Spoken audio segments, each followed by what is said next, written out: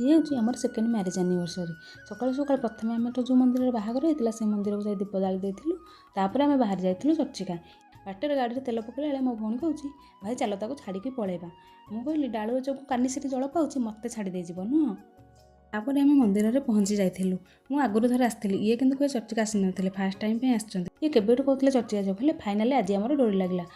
ସେଠୁ ଭୋଗ କିଣି ଦେଇ ମନ୍ଦିର ଦର୍ଶନ କରିବା ପାଇଁ ଆସିଥିଲୁ। ନନାଙ୍କୁ ଭୋଗ କରିବା ପାଇଁ ଦେଇ ତା ଭିତରେ ବେଢ଼ା ପରିକ୍ରମା କରିଦେଇଥିଲୁ।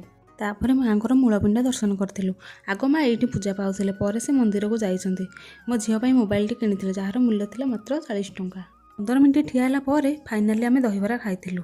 ସେତେବେଳକୁ ଭୋକ ଯେ କାହିଁରେ କ'ଣ, କିନ୍ତୁ ଦହିବରା ଟେଷ୍ଟଟା ବହୁତ ଭଲ ହେଇଥିଲା। ତାପରେ ବାଟରୁ ଆସିଲା ବେଳେ ଏଠି ଦେଖନ୍ତୁ ଗଛରେ କେମିତି ପୁରୀ ଠାକୁରଙ୍କର ମୂର୍ତ୍ତି ତିଆରି ହୋଇଛି। ଆଉ ତାପରେ ଆମେ ପହଞ୍ଚି ଯାଇଥିଲୁ ଅଂଶୁବାପା। ମୁଁ ଆଗ ଭିଡ଼ିଓ ନେଉଥିଲି, କିନ୍ତୁ ମୋତେ ନେଇ ଆସିଲାନି। ତାପରେ ମୋ ଭଉଣୀ ଭିଡ଼ିଓ ନେଇଥିଲା। ସେତେବେଳକୁ ବହୁତ ଖରା ହେଇଯାଇଥିଲା, ତ ବୁଲିବାକୁ ସେତେ କିଛି ଖାସ୍ ଲାଗିଲାନି। ତ ଟିକେ ଦୋଳି ଖେଳି ଦେଇ ଆମେ ଯାଇ ଆଇସ୍କ୍ରିମ୍ ଖାଇବାକୁ ବସି ପଡ଼ିଥିଲୁ। ଶୁଣୁନାହାନ୍ତି ବିଲେଇଟି କେମିତି ମାଗୁଛି ଖାଇବାକୁ, ତ ତାକୁ ମୁଁ ଟିକେ ଟିକେ ଖାଇବାକୁ ଦେଇଥିଲି। ଆଉ ତାପରେ ଆମେ ଘରକୁ ପଳେଇ ଆସିଥିଲୁ। ରହିଲି, ନମସ୍କାର।